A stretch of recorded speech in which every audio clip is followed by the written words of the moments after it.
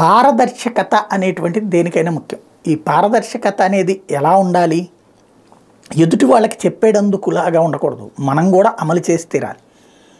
ఇవాళ state bank of India మీద వరుసపెట్టి వార్నింగ్లు ఇస్తోంది కోర్టు. ఖచ్చితంగా నేను దాన్ని సమర్థించా. అంతకుముందు వీడియో ఉంది, కావాలంటే ఎవరైనా చూసుకోవచ్చు. ఊరికినే మనం వేగ్గా మాట్లాడేసేయకూడదు కదా. ఏదైతే మోడీ మూలంగానే ఎస్బీఐ ఇట్ట చేస్తుందని ఒక వీడియో కూడా చేసి మోడీని చూసుకునే ఎస్బీఐ ధైర్యం అని. కాబట్టి ఇక్కడ దాన్ని మనం ఏం సమర్థించగలం. But at the same time state bank of ఇండియాలో కూడా ఆ బాధ్యత ఉండాలి కదా, ఆ ధైర్యం ఉండాలి కదా. ఇది సుప్రీంకోర్టులో కూడా ఇక ఒక న్యాయమూర్తి నియామకం పారదర్శకంగా లేకపోతే ఎట్లాగా? కొలీజియం మేము ఒక 5గురు కూర్చుంటాం, మేము డిసైడ్ చేస్తాం ఎవరు కరెక్టో, కింద ఉన్న జడ్జీలు లెక్క తీసుకుంటాం అంటే ఎవరు ఇస్తున్నారు ప్రత్యేకంగా రాజ్యాంగం అధికారం? ఓ పరీక్ష లేదు, మ్యాజిస్ట్రేట్కి పరీక్షలు ఉన్నాయే, జిల్లా జడ్జీలకు పరీక్షలు ఉన్నాయే. అదే ఇక్కడికి వచ్చేటప్పటికి ఎందుకు లేవు? పబ్లిక్ ప్రాసిక్యూటర్ పరీక్షలు ఉన్నాయే.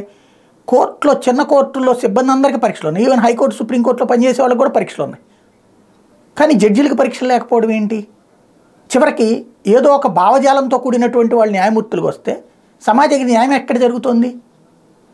కాబట్టి పారదర్శకత అనేది పక్కన వాళ్ళకి చెప్పడమే కాదు, మనం కూడా పాటించిన రోజున కరెక్ట్ అవుతుంది. దానికే చంద్రచూడ్ గారు ఇండియా టుడే కాంక్లేవ్లో చెప్తా నమ్మాలి మమ్మల్ని అని చెప్తున్నారు. ఎందుకు నమ్మాలి?